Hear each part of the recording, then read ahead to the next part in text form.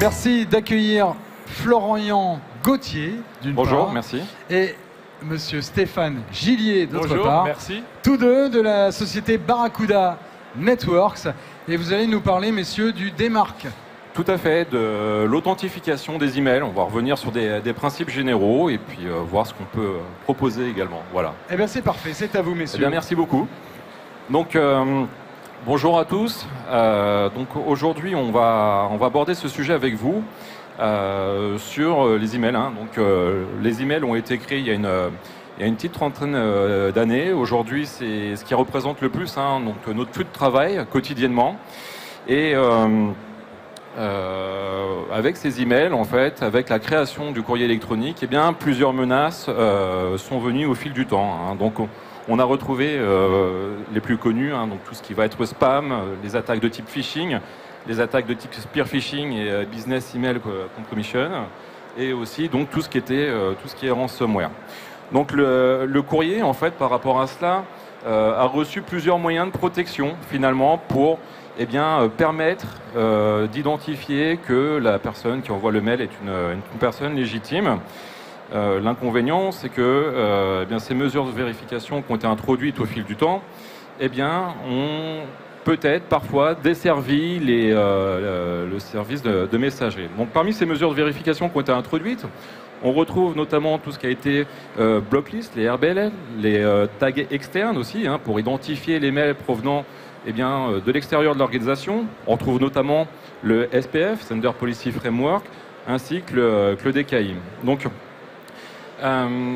ces mesures donc, ont été créées au fil du temps, comme j'expliquais, pour permettre une meilleure identification, pour rendre finalement au courrier sa vocation première, donc échanger des messages. Sauf que, au fil du temps, on s'est aperçu que ça a plutôt apporté des désavantages plutôt que des inconvénients plutôt que des avantages. Donc, on a quelques idées reçues sur ces différents sujets. Donc, notamment avec le SPF, va protéger mon domaine. Non, en fait, le SPF va juste valider l'enveloppe de l'expéditeur. On va le voir tout à l'heure qu'un email est composé d'une enveloppe ainsi que d'un corps de message. On a notamment aussi des idées reçues sur le DKIM en pensant que ça va aider l'authentification de l'expéditeur, mais finalement, on va juste s'assurer que l'intégrité du corps du message n'est pas modifiée en cours de route. Et puis tout ce qui va être les tags externes, je reviens dessus. Ici, donc, ça va permettre donc d'identifier les emails de l'extérieur, sauf que ça va être utile les premiers jours, mais malheureusement, après, ça devient du bruit pour l'utilisateur. L'utilisateur ne fait plus forcément attention au bandeau d'identification, comme quoi le message vient de l'extérieur. Donc, qu'est-ce que ça signifie pour une personne malveillante ? Voilà, avec le SPF, elle peut utiliser...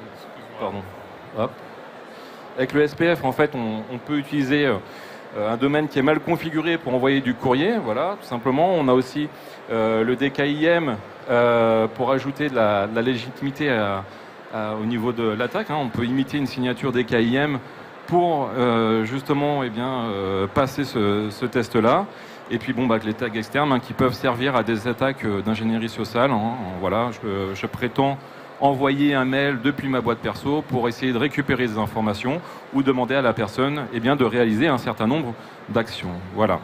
Donc, si on prend un exemple dans la vie réelle, si on compare un email, le système de la messagerie, en fait, avec ces notions de SPF et DKIM, on pourrait prendre l'exemple des télépéages. Donc une personne malveillante pourrait emprunter le badge d'un télépéage, se faire passer par quelqu'un.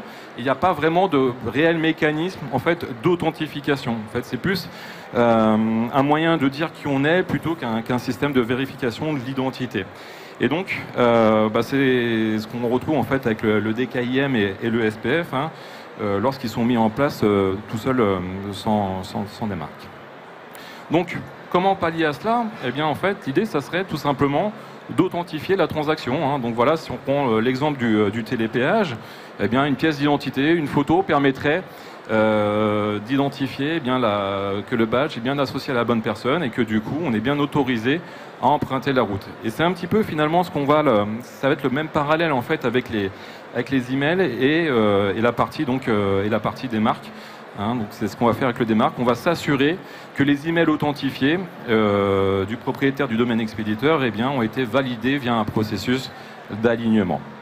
Donc c'est un petit parallèle. Alors, le démarque, domaine base Message Authentication, Reporting and Conformance, va être structuré de deux choses, de deux éléments. On va avoir tout d'abord une partie reporting pour identifier en fait les expéditeurs légitimes, s'assurer qu'on n'usurpe pas un nom de domaine pour envoyer des messages en notre nom. Ça va permettre également d'identifier tous les actes de Shadow IT, donc des services marketing, de communication qui enverraient des emails sans que le service informatique soit informé. Et puis donc on pourrait identifier les problèmes d'authentification sur la partie SPF et DKIM. Une fois qu'on va avoir ce reporting, qu'on va avoir cette visibilité sur qui envoie des messages avec nos noms de domaine, on va pouvoir mettre en place ce qu'on appelle une politique des marques. Donc soit pour rejeter les emails, soit pour les mettre en quarantaine et s'assurer que il n'y a plus personne qui va utiliser notre domaine de messagerie pour envoyer ces emails, qu'il n'y aura pas d'usurpation et que ces usurpations seront rejetées. Alors, pour parler un petit peu du démarque, on va revenir un peu sur la partie SPF. Le SPF, en fait, voilà. Donc, si on fait si on fait un petit parallèle, on va retrouver donc dans un email en fait une enveloppe qui n'est pas visible en fait généralement dans Outlook. Par défaut, elle est supprimée. En fait, on voit juste le corps du message, donc finalement la lettre. Et ce qu'on va s'apercevoir, c'est que l'adresse mail qui va être utilisée pour envoyer l'email, en fait, au niveau de l'enveloppe, peut différer en fait de celle que l'on voit finalement dans l'email, tout simplement. Donc, ça peut être le parallèle. Si on envoie une lettre, l'adresse qui va être sur l'enveloppe pourra être différente que celle qui est sur la lettre. L'exemple, une lettre de banque. Bien sûr, on aura peut-être sur la lettre, sur l'enveloppe, l'adresse de la banque ou du siège qui va gérer le traitement, et dans l'enveloppe, la lettre en elle-même, on aura l'adresse. L'adresse du siège, pas du siège, mais l'adresse du comment s'appelle, l'adresse de l'agence. Voilà. Donc on a deux choses à ce niveau-là. Donc là, typiquement avec un exemple sur le SPF, on a l'enveloppe, on a le corps du message. Donc là, on voit que l'adresse mail qui est envoyée provient d'un domaine abc.com, mais celle qui est vraiment visible en fait au niveau du client de messagerie, xyz.com. Voilà, on voit que les deux ne sont pas alignés. Donc c'est pas un défaut, c'est bien comme ça que fonctionne le SPF. Le SPF en fait va valider uniquement l'entête d'adresse affichée au niveau donc de l'enveloppe et pas dans le corps du message. Donc c'est pas un défaut, c'est comme ça que fonctionne le SPF. Au niveau du DKIM, on va retrouver donc quelque chose d'un peu similaire. Le DKIM va permettre de s'assurer que le message n'a pas été modifié en cours de route. Donc on va cryptographier en fait le corps du message avec l'aide d'une clé publique et d'une clé plus privée. Et donc l'idée, c'est qu'on puisse l'utiliser. Donc ça n'exige pas que le domaine de signature soit le même que celui de l'expéditeur. Voilà. Donc l'usurpation finalement elle est plutôt simple. Si on prend un exemple. Donc on peut créer en fait une enveloppe avec un nom de domaine abc.com. On peut signer cet email avec une signature DKIM. Et l'idée, c'est que derrière, je puisse construire mon message en usurpant l'identité, par exemple de CEO@xyz.com, usurpation d'identité, et derrière construire mon message en demandant de réaliser donc un virement par exemple. Donc là, tout ça pour dire quoi? Que finalement, c'est quelque chose qui est plutôt facile. Alors, quelle est la solution? La solution, comme le TPH, on va avoir besoin d'identifier en fait, ces informations en fait, et s'assurer que les messages soient bien légitimes. Donc là, on va le faire plutôt au niveau de la zone DNS avec l'alignement SPF et DKIM grâce aux démarques. Donc on va s'assurer que l'enveloppe et l'entête du domaine sont alignés, et pareil entre la signature et l'entête du domaine. Voilà. Et donc en un mot, c'est ce qu'on fait avec le démarque. Alors au niveau du reporting, on va voir quelles sont les sources. J'étais un peu vite. Voilà. Au niveau donc du reporting, on va voir donc quelles sont les sources existantes et légitimes. S'assurer qu'il n'y a pas d'usurpation de domaine. On va demander d'envoyer des rapports sur le courrier entrant. et puis s'assurer que ces rapports en fait vont être traités. Donc on les retrouve sous format zip ou XML, c'est ce qu'on va voir dans l'exemple suivant. Et puis donc quand on met en place donc une démarque, le démarque, et bien typiquement on va renvoyer ces rapports et une adresse mail de manière à pouvoir avoir du contenu, à les analyser. Donc là, ça va être sur du format XML. Voilà. Donc là, on va retrouver un certain nombre d'informations. On va demander, par exemple, quel système de messagerie envoyer le rapport, quel domaine demande le rapport, quelle est l'adresse IP utilisée, donc, et quel est l'alignement donc du SPF et quel est l'alignement du SPF et du DKIM. Donc, l'idée, c'est de récupérer ces informations et de les traiter. Mais effectivement, sans automatisation, eh bien, ça va être complexe de savoir, de traiter toutes ces informations si on envoie un rapport, donc à chaque fois qu'on envoie un email. Et c'est pour ça qu'on a besoin donc d'automatiser un peu les choses. Donc là, je vais laisser la parole à mon collègue. Merci Florian. Donc du coup, c'est très simple d'usurper un nom de domaine. Donc il faut pouvoir avoir des outils un peu automatiques pour aller lire ces rapports XML que vous avez vus juste avant. Et donc on va aller récupérer ces rapports, afficher dans une interface l'ensemble des provenances des emails, de ceux qui envoient des mails en tant que vous. Et on va afficher ceux qui sont passés, qui sont valides avec votre SPF, et ceux qui ne sont pas passés et qui envoient des mails sans qu'ils soient déclarés dans votre SPF. Donc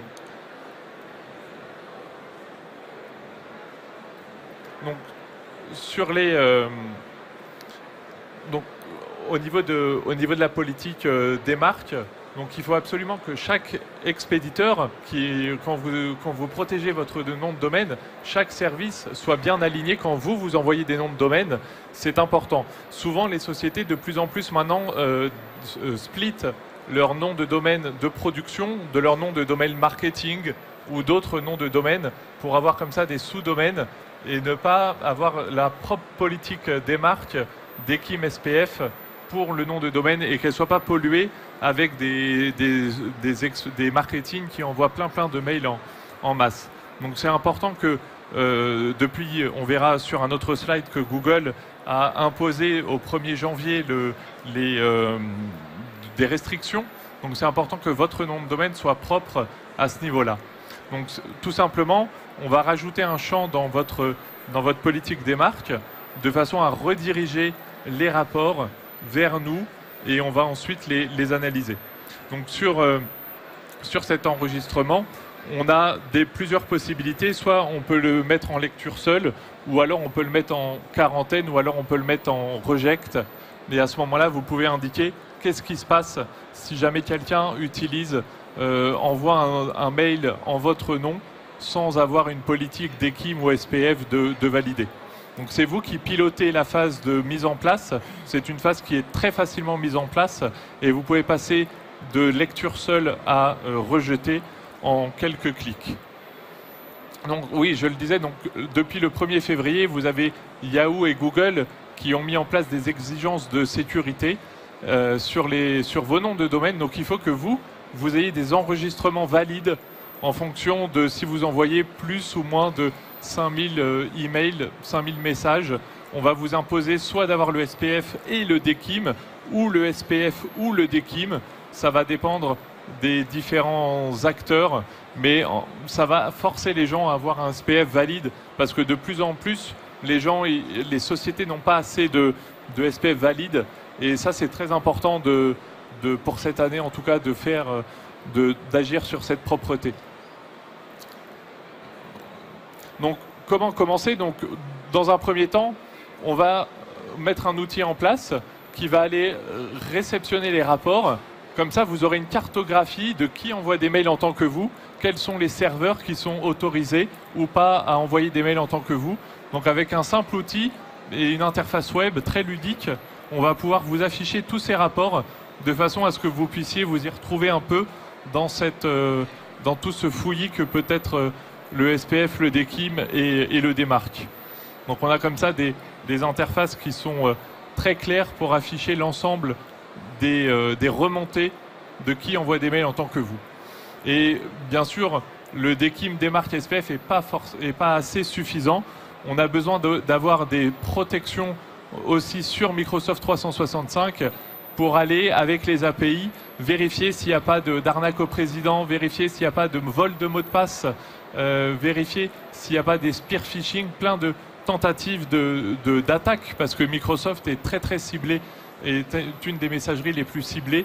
Donc c'est très important également de rajouter de la protection sur Microsoft, où on va être à même de détecter avec de l'intelligence si jamais il y a eu des mails ou des vols de mots de passe également sur votre tenant Microsoft.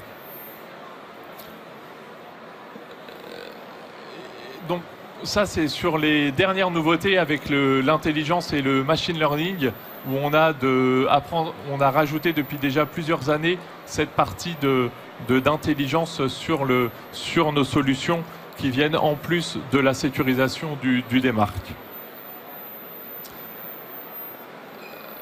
Eh ben, il est 16. Très bien. C'est parfait.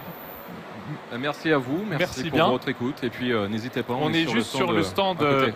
à côté.